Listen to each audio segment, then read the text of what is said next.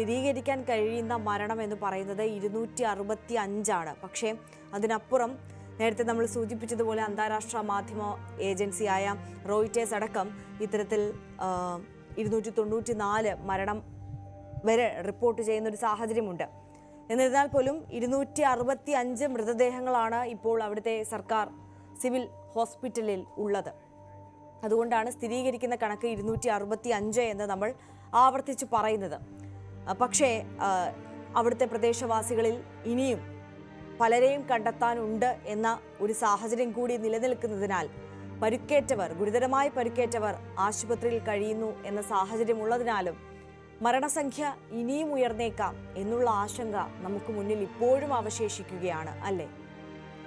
തീർച്ചയായും ആര്യ സൂചിപ്പിക്കുന്നത് പോലെ തന്നെ മരണസംഖ്യ 290 മുകളിലേക്ക് ഉയർന്നിട്ടുണ്ട് എന്നുള്ളതാണ് സ്ഥിരീകരിക്കാത്ത വിവരങ്ങൾ. പക്ഷേ ഇപ്പോൾ ടെക്നിക്കലി പുറത്തു വന്നിട്ടുള്ള അറിയിപ്പുകൾ മാത്രമാണ് നമുക്ക് ഒഫീഷ്യലി പങ്കുവെക്കാൻ പ്രേക്ഷകരുമായി സാധിക്കുകയുള്ളൂ. അതിൽ തന്നെ എയർ ഇന്ത്യ കൺഫേം ചെയ്തിട്ടുള്ള മരണം എന്നതാണ് സാങ്കേതികമായി വളരെ കൃത്യമായി ഉള്ളത്. അതായത് യാത്രക്കാരായിരുന്ന യാത്രക്കാർ 230, അതോടൊപ്പം തന്നെ 12 ക്രൂ മെമ്പേഴ്സ്, അങ്ങനെ 242 പേരിൽ 241 പേരും മരണപ്പെട്ടു എന്നുള്ള സ്ഥിരീകരണം എയർ ഇന്ത്യയുടെ ഭാഗത്ത് നിന്ന് ഉണ്ടാകുന്നുണ്ട്.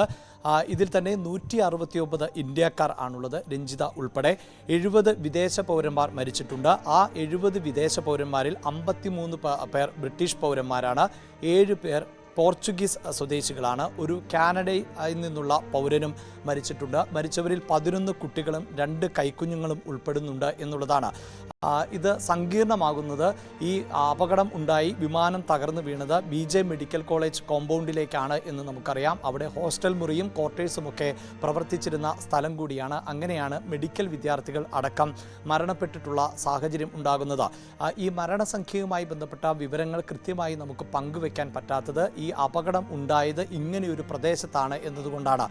ഒരു പക്ഷേ ജനവാസ മേഖലയായിരുന്നില്ല എങ്കിൽ വളരെ പെട്ടെന്ന് കൃത്യമായൊരു ഡേറ്റ ഈ ഫ്ലൈറ്റ് റെക്കോർഡുകളുടെ ഡേറ്റകളുടെ അടിസ്ഥാനത്തിൽ നമുക്ക് പ്രേക്ഷകരുമായി പങ്കുവെക്കാൻ സാധിക്കുമായിരുന്നു. പക്ഷേ ഇപ്പോൾ നമുക്ക് അതിന് സാധിക്കാത്തത് ഈ BJ ഹോസ്പിറ്റൽ കോമ്പൗണ്ടിൽ ആണ് ഈ വിമാനം തകർന്നു വീണത് എന്നതുകൊണ്ട് തന്നെയാണ്. അതോടൊപ്പം നേരത്തെ ആര്യ സൂചിപ്പിച്ചതുപോലെ നിരവധി ആളുകൾ ഇപ്പോൾ ആശുപത്രിയിൽ തുടരുന്ന സാഹചര്യമുണ്ട്. അതിൽ ചിലരുടെ നിലയെങ്കിലും ഗുരുതരമാണ്. അതോടൊപ്പം തന്നെ ആരൊക്കെയാണ് മിസ്സിംഗ് എന്നതും വളരെ പ്രധാനപ്പെട്ടതാണ്. ഇപ്പോൾ ഈ മെഡിക്കൽ വിദ്യാർത്ഥികൾ ആരൊക്കെ മിസ്സിംഗ് ആണ് എന്നത് തീർച്ചയായും അവിടെ ഡേറ്റകൾ ഉണ്ടാകും. ഹോസ്റ്റലിൽ താമസിച്ചിരുന്നവരുടെ ഒപ്പം ക്വാർട്ടേഴ്സിൽ താമസിച്ചിരുന്നവരുടെ വിശദാംശങ്ങൾ ഉണ്ട്. അതേസമയം ഈ ഹോസ്റ്റലുമായി ബന്ധപ്പെട്ട് ജോലി ചെയ്തിരുന്നവർ, ആ പ്രദേശത്ത് ഉണ്ടായിരുന്ന മറ്റുള്ളവർ, ഇവരിൽ എത്ര പേർ മിസ്സിംഗ് ആണ് എന്നത് സംബന്ധിച്ച കൃത്യമായ ഡേറ്റകൾ ഉൾപ്പെടെ ഇനിയും ലഭിക്കേണ്ടതുണ്ട്. ഒപ്പം ഈ മരണം എന്നത് സ്ഥിരീകരിക്കണമെങ്കിൽ ഇതിലേറ്റവും എടുത്തു പറയേണ്ടത് ഈ 242 യാത്രക്കാരുമായി ബന്ധപ്പെട്ട രേഖകൾ വളരെ കൃത്യമായി ഉള്ളതുകൊണ്ട് തന്നെ അവർ മരണപ്പെട്ടു എന്നത് സംബന്ധിച്ച ഒരു സ്ഥിരീകരണത്തിലേക്ക് പോകാൻ നമുക്ക് സാധിക്കും. പക്ഷേ ഈ ആശുപത്രിയിലും അല്ലെങ്കിൽ അതിൻ്റെ ക്വാർട്ടേഴ്സിലും ക്യാൻറ്റീനിലുമൊക്കെ ഉണ്ടായിരുന്നവരിൽ ആരൊക്കെ മരണപ്പെട്ടു എന്നത് DNA പരിശോധന, നേരത്തെ ശശിനാരായണൻ സൂചിപ്പിച്ചു, രഞ്ജിതയുടെ മൃതദേഹം തന്നെ വീണ്ടും കിട്ടണമെങ്കിൽ അതിന് DNA പരിശോധന എന്നത് നിർബന്ധമാണ്. ഈ മൃതദേഹങ്ങളിൽ ചിലത് മാത്രമാണ് ഇപ്പോൾ തിരിച്ചറിയാൻ സാധിക്കുന്നത്. മറ്റു പലരുടെയും മൃതദേഹങ്ങൾ തിരിച്ചറിയാൻ സാധിക്കാത്ത സാഹചര്യത്തിൽ ആണ് ഉള്ളത്. അതുകൊണ്ട് തന്നെ ഇപ്പോൾ അധികൃതർ മുൻഗണന നൽകുന്നത് DNA പരിശോധനയ്ക്കാണ്. വരും മണിക്കൂറുകളിൽ ഒരു യുദ്ധകാല അടിസ്ഥാനത്തിൽ തന്നെ ഇത്തരം കാര്യങ്ങൾ മുന്നോട്ട് കൊണ്ടുപോകും. അങ്ങനെ എത്രയും പെട്ടെന്ന് DNA സാമ്പിൾ ബന്ധുക്കളിൽ നിന്ന് ശേഖരിച്ചതിന് ശേഷം അത് സാമ്യമുണ്ടോ എന്നത് നോക്കി ആയിരിക്കും മൃതദേഹങ്ങൾ വിട്ടു നൽകുക. ഒപ്പം ഒരു കാര്യം കൂടി സൂചിപ്പിക്കേണ്ടത്, പല മൃതദേഹ അവശിഷ്ടങ്ങളും ഇപ്പോൾ ഉണ്ട് എന്നതാണ്. നമുക്കറിയാം 1 ലക്ഷത്തിലധികം ലിറ്റർ ഫ്യുവൽ ആയിരുന്നു. ഈ വിമാനത്തിൻ്റെ ഫ്യുവൽ എന്നത് ഏറ്റവും ക്ഷമതയുള്ള ഫ്യുവൽ ആണ്. വളരെ പെട്ടെന്ന്, ഒരു പക്ഷേ പെട്രോളിനേക്കാൾ ഡീസലിനേക്കാളൊക്കെ ക്ഷമതയുള്ള ഇന്ധനം ആണ്. അതുകൊണ്ട് തന്നെയാണ് ഒരു സ്ഫോടന സ്വഭാവം ഈ അപകടത്തിനുണ്ടായിരുന്നു എന്ന് രക്ഷപ്പെട്ട രമേശ് വിശ്വാസ് പറഞ്ഞ ഒരു സാഹചര്യം ഉണ്ടാകുന്നു. രമേശ് വിശ്വാസിൻ്റെ പ്രാഥമികമായ പ്രതികരണം അനുസരിച്ച് അപകടത്തിൻ്റെ ഒരു സ്വഭാവം പറയുന്നത് വിമാനം പറന്നുയരുന്നു, ഉടനെ തന്നെ വിമാനം അപകടത്തിലേക്ക് എന്ന നിർദ്ദേശം ലഭിച്ചു. ആ നിമിഷം തന്നെ വിമാനം പെട്ടെന്ന് വലിയ താഴ്ചയിലേക്ക് താഴുന്നതായി മനസ്സിലാക്കി എന്നുള്ളതാണ്. രമേശ് ഇരുന്നത് 11A സീറ്റ് നമ്പർ ആണ് എന്നതാണ്. ഈ 11ാം സീറ്റ് നമ്പറിന് ഇടയിൽ ആണ് എമർജൻസി എക്സിറ്റ്, അതായത് 11ാം നമ്പർ സീറ്റിന് തൊട്ടു മുന്നിലായി മുന്നിലായി ഒരു ഗ്യാപ്പ് ഉണ്ട്, മറ്റ് സീറ്റുകളുമായി ഒരു ഗ്യാപ്പ് ഉണ്ട്. ആ ഗ്യാപ്പ് എന്നതാണ് എമർജൻസി എക്സിറ്റ് എന്നത്. അതുകൊണ്ട് തന്നെയാണ് വിൻഡോ സൈഡിൽ ഇരുന്ന രമേശിന് വളരെ പെട്ടെന്ന് പുറത്തേക്ക് ചാടാൻ സാധിച്ചത്. രമേശ് പറയുന്നത് ആ സമയത്ത് താൻ ഒന്നും ആലോചിച്ചില്ല, വളരെ പെട്ടെന്ന് സീറ്റ് ബെൽറ്റ് അഴിച്ചു, അതിനുശേഷം എക്സിറ്റിലൂടെ പുറത്തേക്ക് ചാടി. ഈ പുറത്തേക്ക് ചാടുമ്പോൾ തന്നെ ഇത് എത്രത്തോളം ഉയരത്തിലാണ് താൻ എന്നത് രമേശിന് അറിയില്ലായിരുന്നു എന്നുള്ളതാണ്. ഒരു പക്ഷേ വലിയ ഉയരത്തിൽ നിന്നാണ് താൻ ചാടുന്നത്, പക്ഷെ കുടുംബത്തെക്കുറിച്ച് മാത്രമാണ് ആ സമയത്ത് മനസ്സിലേക്ക് വന്നത്. ഇതൊക്കെ 1-2 നിമിഷം കൊണ്ട് സംഭവിക്കുന്ന ഒരു കാര്യമാണ്. അതുകൊണ്ട് തന്നെ ഇതൊന്ന് തിരിച്ചു പിടിക്കാൻ രമേശിനും കുറച്ച് സമയം എടുക്കും. എങ്ങനെയാണ്, എന്താണ് സംഭവിച്ചത് എന്നത് ഇതിപ്പോൾ പ്രൈമറിയായി രമേശ് നൽകുന്ന ഇൻപുട്ടാണ്. അതിൽ നിന്ന് രമേശ് പറയുന്നത് തൻ്റെ തൊട്ടു മുന്നിൽ ആയിരുന്നു എമർജൻസി എക്സിറ്റ്, താൻ വിൻഡോ സൈഡിൽ ആയിരുന്നു. അപകടം എന്ന് അറിയുമ്പോൾ തന്നെ അതൊരു വലിയ സ്ഫോടന ശബ്ദം താൻ കേട്ടു എന്നാണ്. അതുകൊണ്ട് തന്നെ ഈ തീപിടുത്തമുണ്ടായത് എവിടെ നിന്നാണ് ആരംഭിച്ചത് എന്നതൊക്കെ ഇനി അറിയേണ്ടതുണ്ട്. പക്ഷേ ഈ 11ാം സീറ്റ് നമ്പർ എന്നതൊക്കെ ഫ്ലൈറ്റിൻ്റെ മുന്നിൽ വരുന്ന എമർജൻസി എക്സിറ്റിനോട് ചേർന്നുള്ള സീറ്റുകൾ ആണ്.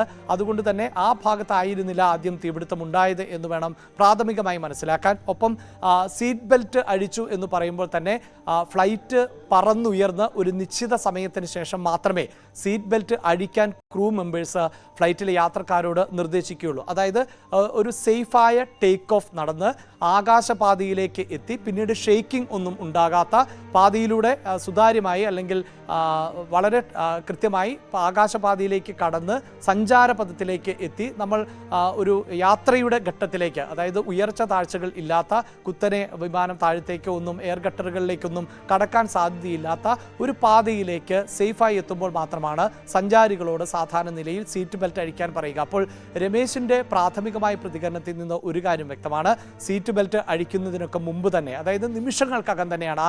അതുമായി ബന്ധപ്പെട്ട് ഇപ്പോഴും കൃത്യമായ ഡേറ്റകളില്ല. ചിലർ പറയുന്നുണ്ട് സെക്കൻഡുകൾക്കകം എന്ന്, ചില പ്രതികരണങ്ങൾ അനുസരിച്ച് ഏതാനും മിനിറ്റുകൾക്ക് ശേഷം എന്നൊക്കെയാണ്. പക്ഷേ എന്തായാലും റൺവേയിൽ നിന്ന് ഏറെ ദൂരെയല്ലാതെയാണ് ഈ അപകടമുണ്ടായത്. അതുകൊണ്ട് തന്നെ അധിക സമയം എടുത്തിട്ടില്ല. പക്ഷേ ആ സമയത്ത് തന്നെ സീറ്റ് ബെൽറ്റ് അഴിച്ച് പുറത്തേക്ക് ചാടാൻ രമേശിന് സാധിച്ചു. പുറത്തേക്ക് ചാടുമ്പോഴും എന്താണ് സംഭവിക്കുന്നത് എന്ന് തനിക്കറിയില്ലായിരുന്നു. എടുത്തു പറയേണ്ടത്, ഇങ്ങനെ ഒരാൾ രക്ഷപ്പെട്ടു എന്നത് രക്ഷാപ്രവർത്തകർക്ക് പോലും തുടക്കത്തിൽ വിശ്വസിക്കാൻ സാധിച്ചിരുന്നില്ല എന്നതാണ്. മാത്രമല്ല ഈ വിമാനം ഒരു കെട്ടിടത്തിൻ്റെ മുകളിലേക്കാണ് പതിച്ചത്. അതുകൊണ്ട് തന്നെ ആയിരിക്കാം ഒരു പക്ഷേ ഈ രമേശ് പുറത്തേക്ക് ചാടിയ സമയവും ഒപ്പം ഈ വിമാനം കെട്ടിടത്തിലേക്ക് പതിക്കുന്ന ഒരു സമയവും ഏതാണ്ട് തുല്യമായിരുന്നിരിക്കാം, ഒരേ സമയത്തായിരുന്നിരിക്കാം. അല്ല എങ്കിൽ നമുക്ക് ഉറപ്പിച്ച് പറയാൻ സാധിക്കും ഇത്രയും പരിക്കുകളല്ല രമേശിന് സാധിക്കുക. ഉയരത്തിൽ നിന്ന് ഒരു സാധാരണ 5-6 മീറ്റർ ഉയരത്തിൽ നിന്ന് ഒരു വ്യക്തി താഴേക്ക് ചാടിയാൽ പോലും ഉണ്ടാകുന്ന പരിക്കുകൾ നമുക്കറിയാം. അപ്പോൾ രമേശിന് അങ്ങനെ ഒരു സമയത്തിൽ ചാടാൻ പറ്റിയതായിരിക്കണം ഒരു പക്ഷേ രമേശ് ഈ തരത്തിൽ വലിയ പരിക്കുകൾ ഇല്ലാതെ രക്ഷപ്പെട്ടത്. എന്തായാലും രമേശ് ജീവനോടെ ഇരിക്കുന്നു എന്നതുകൊണ്ട് തന്നെ അപകടത്തിൻ്റെ സ്വഭാവം സംബന്ധിച്ച വിവരങ്ങൾ കൂടുതലായി ശേഖരിക്കാൻ സാധിക്കും.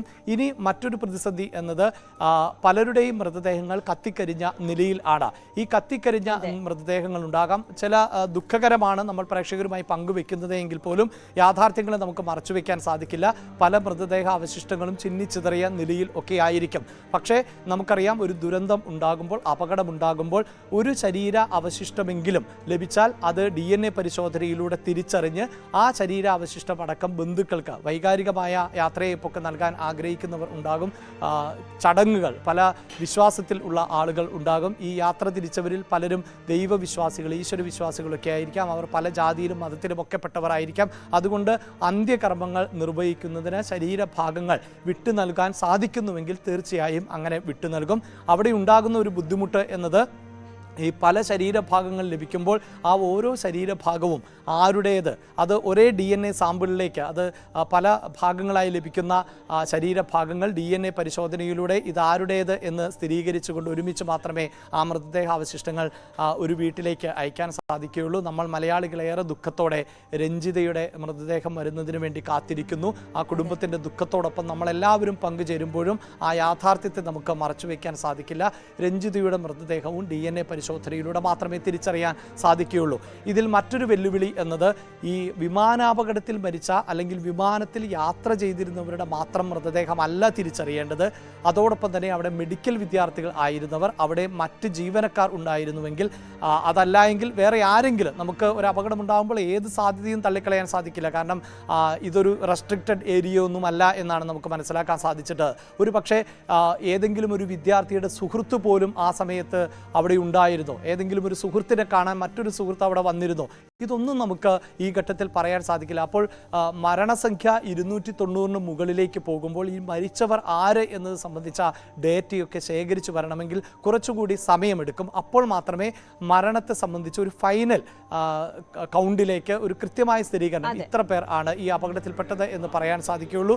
അവിടെ ജീവനക്കാർ ആയിട്ടുള്ളവർ ഉണ്ട്. ഈ ജീവനക്കാരോടൊപ്പം അവരുടെ മക്കളോ അങ്ങനെ ആരെങ്കിലും ഒക്കെ കൂടി ഉണ്ടായിരുന്നോ, ഇതൊന്നും നമുക്ക് ഈ ഘട്ടത്തിൽ പറയാൻ സാധിക്കില്ല.